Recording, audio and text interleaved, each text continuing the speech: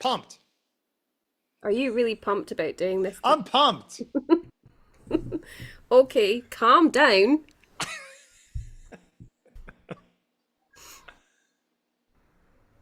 Good evening, Bill Wadman. Good evening, Sandy Robertson. This evening we are talking about something I've given the title centered to. When Okay. you're centered, Bill, how do you feel? Don't say so. Uh, Leveled out, um, balanced, um, teared like a scale, you know?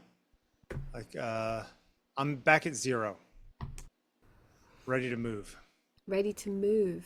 It's funny. I see it as it's very like Cartesian coordinate. Centered is like I'm at 0, 0. Like where do I go next? Like the little turtle logo things. You ever play with that on a computer?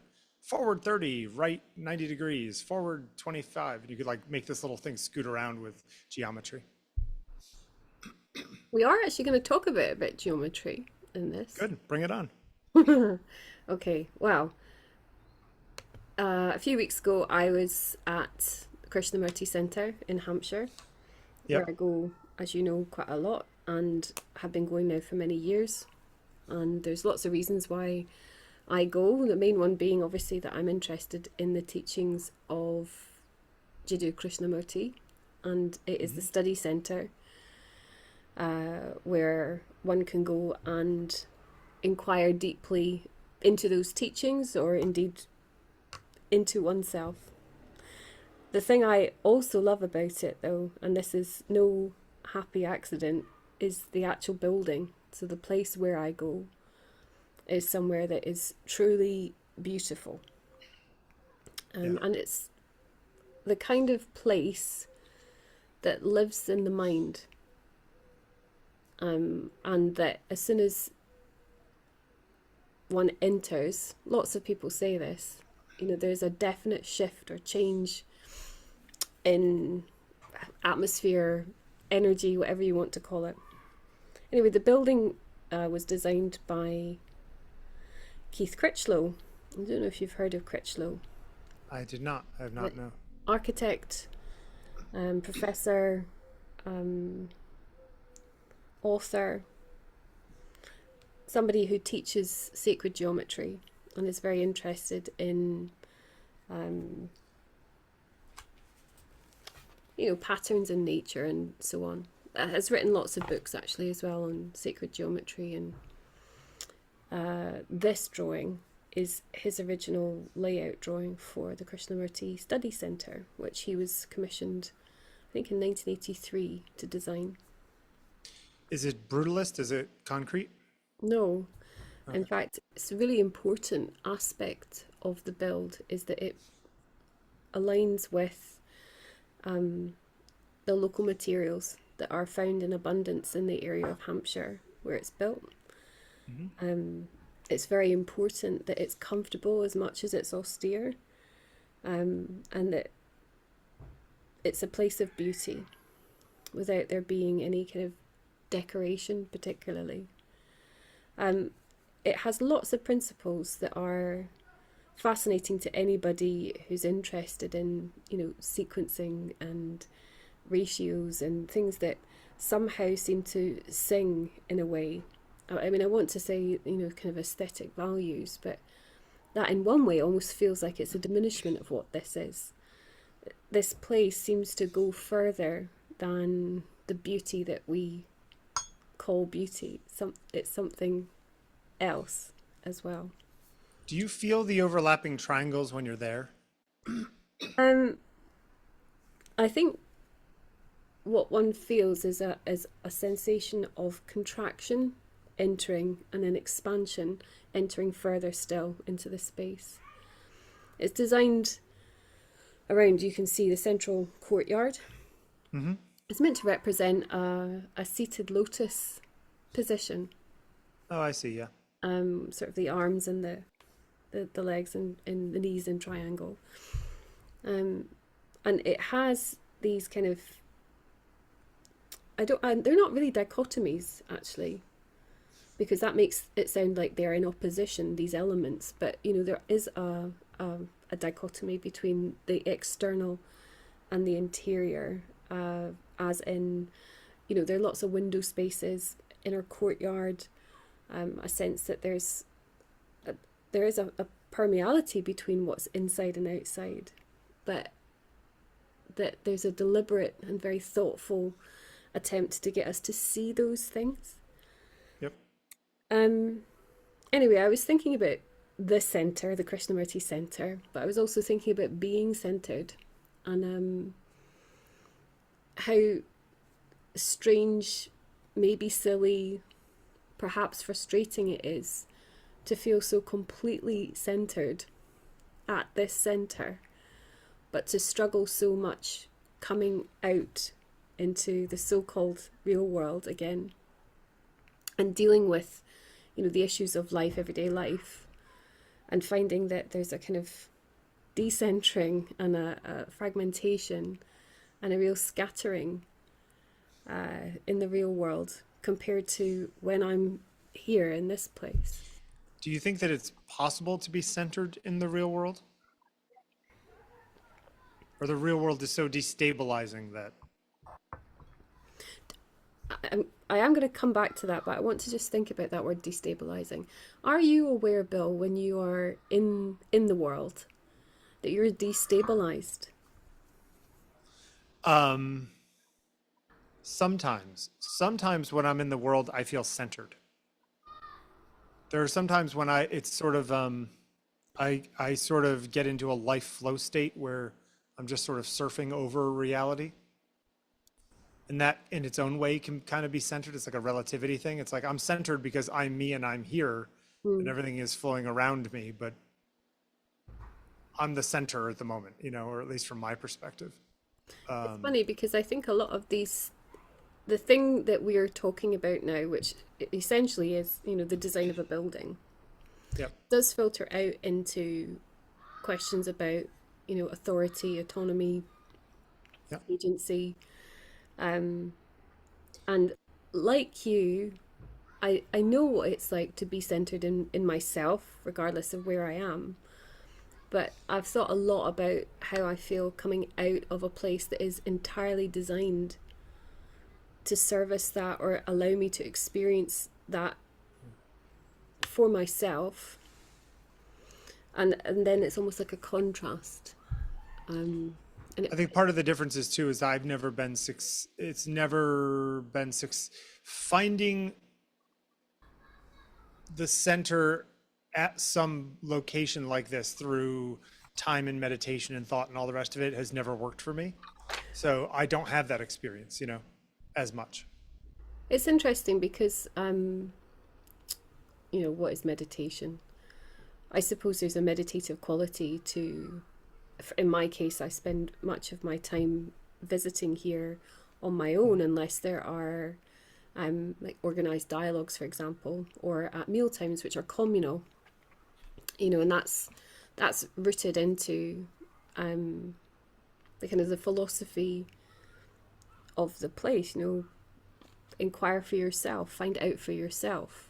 Don't rely on other people or other things. But I've been thinking a lot about this bread reliance, actually, through becoming so interested and immersed in, philosophy or teachings. It's very difficult, the dichotomy between the dogma of something that is an organized religion, which this is not, and then something that is a philosophy that teaches to find out for yourself, yet that perhaps could be misunderstood to be telling you to do that. I think it's a fine and potentially ambiguous line depending on how you look at it, or your perspective, or what you're bringing into the situation. I would always be suspect of it personally, but that's just me because I'm suspicious. That's a shame. Do you think that suspicion gets in the way of joy? Yeah, probably sometimes, but it also, I think, in some ways, deep down makes me feel safe. So Have like you ever been hypervigilance. somewhere, Bill, though? Like a place? Can you think of a place where you've felt so incredibly. It's not. Language is so tricksy and annoying always Sure. with these things. Like, I want to say where you felt entirely peaceful, but that seems like you must be sort of, alming your way into Zen paradise or something. I don't mean that. It's just, it's Yeah, yeah. somewhere. But the place that one of the places I would say is some place that you'll probably scoff at, but it definitely feels like some sort of deep home to me.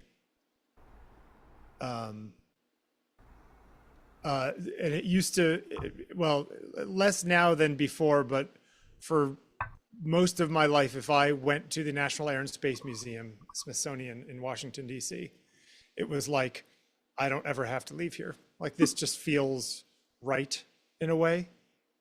I find it a bit depressing that you would think that I would scoff at that. Well, I worry that you would think that it's because of the things around me, but I don't know.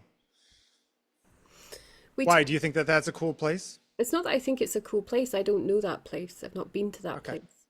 it's pretty great. Right, but I can see that there is an element of, there being these external things that Sure. have an impact on a life within the life you have.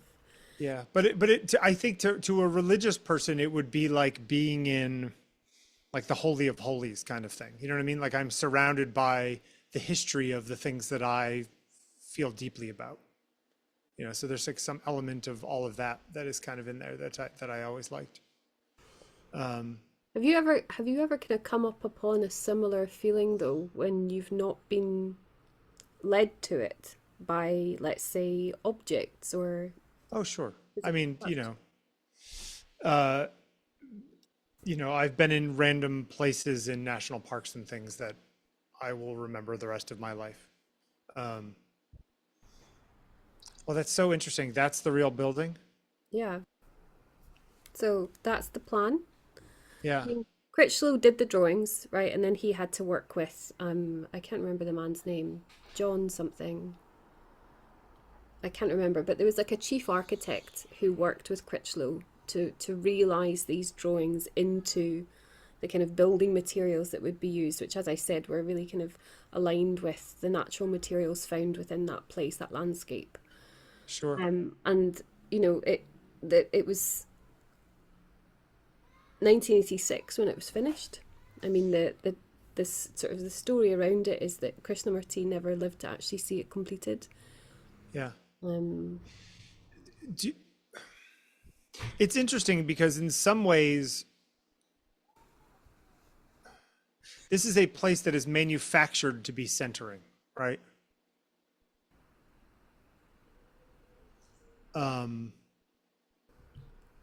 Does that change I don't know, does that change how you see it?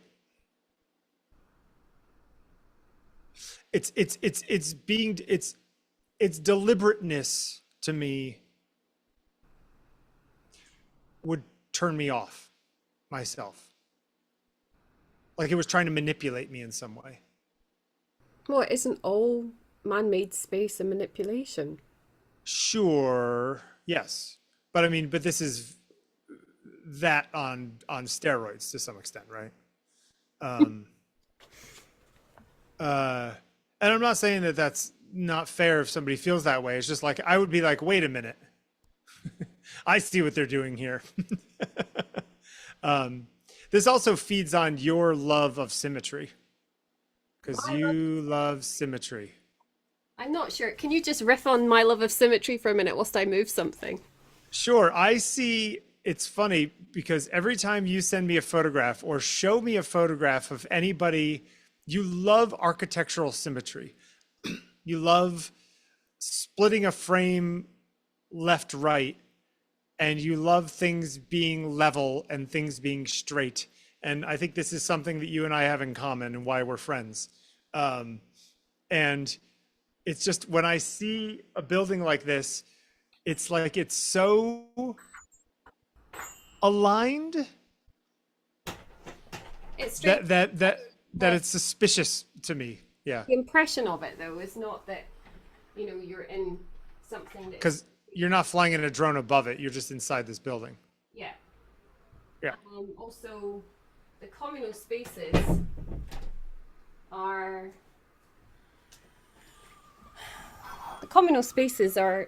are designed deliberately to encourage, kind of communality. You dine together. It's a big open plan mirror is then the living space. It's almost like I can talk about this place till the cows come home. It's almost like that's not actually even relevant. It's more just this idea that there's somewhere I can go that I believe to center me, or I believe has a capacity to center me. And I start to question that now because... Well, you've also trained yourself almost like in a Pavlovian way of just like, when I come here, you know what I mean? I didn't mean to say that as this dismissive thing. It's just that like when you go there, it now holds that feeling because that's where you go to feel that way, Sure. I mean, 20 years ago, Self-fulfilling. is going to do that, right? Sure. But I think really, I've thought about all the churches and cathedrals and places of worship that I've been in my life, usually as a tourist. And that's in itself fascinating. I've been to those spaces as somebody who's not religious, is non-religious, as a tourist, to admire them, to think about them in terms of their space, the architectural beauty of them. And they've impacted me because they are beautiful. And, actually Krishnamurti speaks a lot on beauty. So, there's truth in beauty, isn't there? But actually, there are just some places that catch me. And, or one could say, I guess, they hold me. And I want to know if you have places. You've told me now about your place. But where else do we go? And if we're looking for somewhere that does that, kind of like, can we find it, I guess? Sure. Yeah, I mean, it's for me, it's less. I guess there are buildings. When I look at this, it reminds me very much of the Frank Lloyd Wright church or chapel. The one that's outside of Chicago in Oak Park. Well, It's like a. Go ahead. funnily enough, I'm just going to bring us here. Okay. Rothko Chapel, Yep. which I've not been to, and I don't know if you've been here either. I know we've spoken about it before. I don't think I have actually. Now, I'm thinking about places where there's a choice, and actually that's tricky. There's a choice in going to these places, and to seek out these spaces is something that becomes labored with my conditions and me, what I want. It can be very directional and directive or directed. And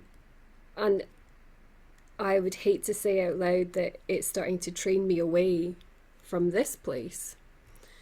But I have taken stock a lot over the last, I would say, 3 or 4 years about, why am I going there? And why can't I maintain, it's like I see the thing I want, which is this centered me, and I want to try and hold it. And as soon as I try and do that, of course, it spills out like water from my hand. And It's yeah, go ahead. speaking to religious people who do observe something that perhaps requires them to go to a particular place to pray, for example. I've thought about all the many people I've known who've been profoundly religious and spiritual in some way, and they, although of course those things can be different things, but they seem to carry with them a sureness or a certainty Yeah. Yeah. beyond the church, beyond the temple. And we need it out. It's outside of us. It's externalized somehow. So I've been thinking about that, and I want to know what you think about that.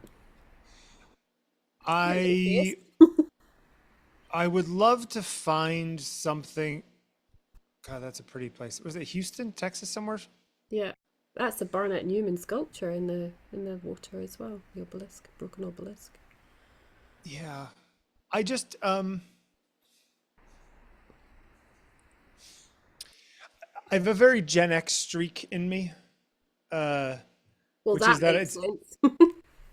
I have it's like I can feel very strongly about what I'm against, but I can't really tell you what I'm for. Um, and I even if this was a place that I found centeredness, for lack of a better word, it would be designed for me to find it probably inside the actual chapel, right? But if I were there, I would want to find a place that someone else hadn't really felt that way. And that would be my personal place that I feel centered. I'd be like sitting on that bench over to the left and sitting sideways on the bench, looking down the side of the building. And I would remember that moment in my brain as the place where I was aware of myself in that way. That to me seems really so deliberate and so incredibly restrictive. You know, Yeah. I will be different. I must be different to appreciate anything. Seems like a very cruel dogma. Well, the flip side is that how much of an experience am I going to have if I'm having the same exact experience as 10 million other people? Well, isn't that the point? Aren't we going, you know, part Having the same experience as 10 million other people? I think what's really important is that when you look at a place that's designed for collective worship, let's say, or in the case of the Krishnamurti Centre, you're looking at somewhere where it's designed so that you have a shared inquiry, much as I'm finding out for myself. You know, when you dine with other people every dinner, every mealtime, when you spend hours with each other engaged in dialogue, for example, you know, it's that, for, you know, the mirror of relationship is what Krishnamurti would say. You know, to be with other people is to see clearly, I think, what is oneself. And more than that, there is this really difficult thing to talk about, which is a shared consciousness. And it's bizarre for me to need so much to talk about this, actually, because I've always really wrongly prided myself on, you know, shunning and eschewing church going and religious practice and so on. Groupthink. But actually, you know, I'm the world is me, but also the collective, the consciousness that is all of us is. You believe in a collective consciousness. Do I believe in it? I'm wondering about even that now. Okay, let me ask you a question. Is your conception of centeredness over a place that other people also find center, or is it your own personal center? You know, is there a heat map of like people find centeredness here and that's where I want to be? No, but again, look at you. This is where I want to be. So that I want it. I'm just looking at whether this is something that actually, for want of a better description, occurs. Am I, you know, like in that center point of the Venn diagram, you know, in, let's say, worshipfulness. I mean, this is a non-denominational chapel. Rothko, Sure. Rothko had carte blanche, really, to basically boss about the architects to design this to house his paintings. I mean, he made, I can't remember if it was like 14 or 16 huge panel paintings, including, I think, 3 triptychs. There were loads of them for their scale. And Sure. it was a kind of worshipfulness for his painting, but of course for Rothko it wasn't about his painting, it was about the other thing, the kind of the thing behind the painting or within the painting, beyond the painting. But you know, the original architect was Philip Johnson, who'd already clashed with Rothko, as you and I've talked about before, at the Seagram building. Sure. You know, Johnson's known as being a raging anti-Semite, Yeah. blah blah blah.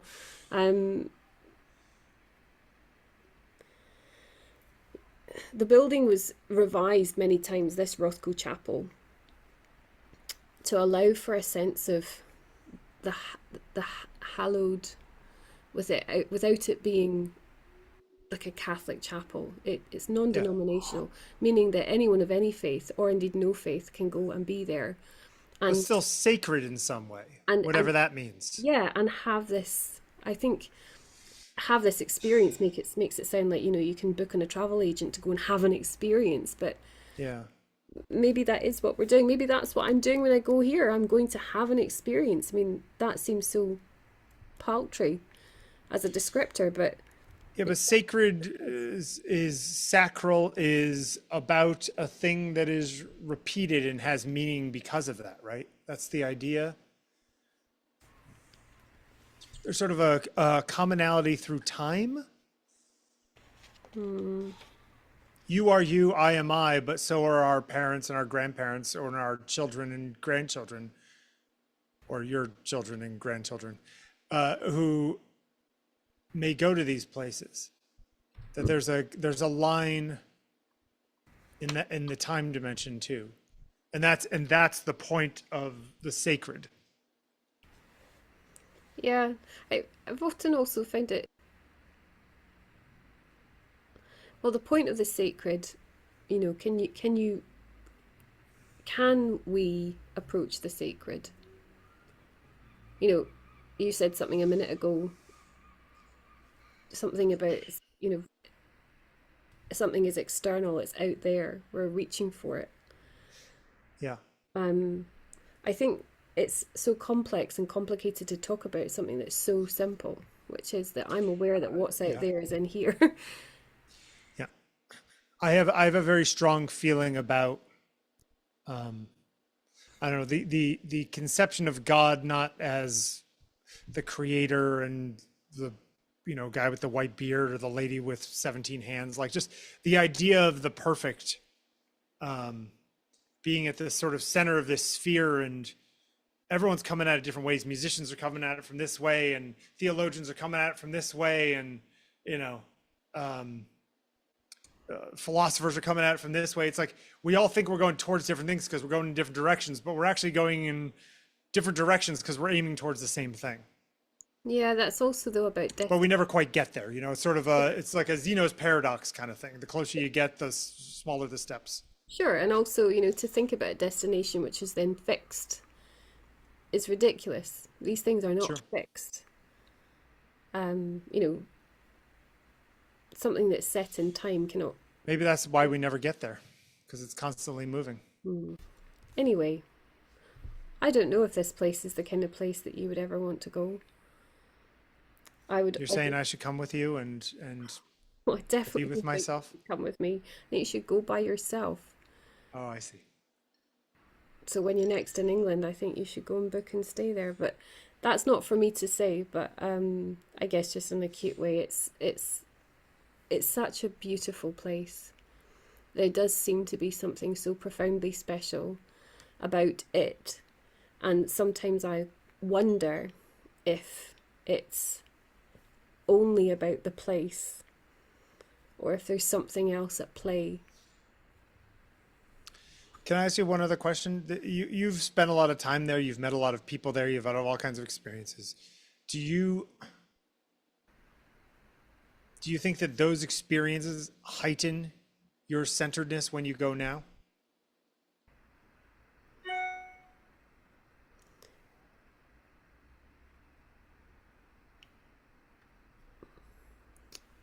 I'm finding the question really hard, actually. Like it's malformed or just hard to answer? No, it's not your question's malformed. It's that um, in one way, this in that sense is the same as anywhere else. Sure. Everything Yeah. I am comes with me. Yeah. In the same way as your childhood home feels a certain way, but it's just a house to anybody else. Sure. It's taken a little bit of talking to myself to not become kind of complacent about this not being my place. Yeah.